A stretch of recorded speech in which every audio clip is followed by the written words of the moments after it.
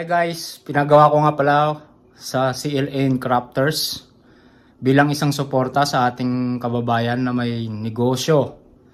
Nag-uumpisang magnegosyo dito sa Yellowknife, Canada. At kung gusto nyo pong magpagawa ng kagaya nyan or kahit anong customization, ay bisitahin nyo lamang po ang kanilang Facebook page. Doon nyo makikita yung mga gawa nila kagaya nyan, neto, at yan. Ay huwag niyong kalimutan mag-PM sa kanilang messenger para kayo ay makipag-usap sa mga gusto ninyong ipagawa. At bilang isang suporta, tangkilikin natin ang negosyo ng ating mga kapwa Pinoy dito sa ibang bansa. Peace!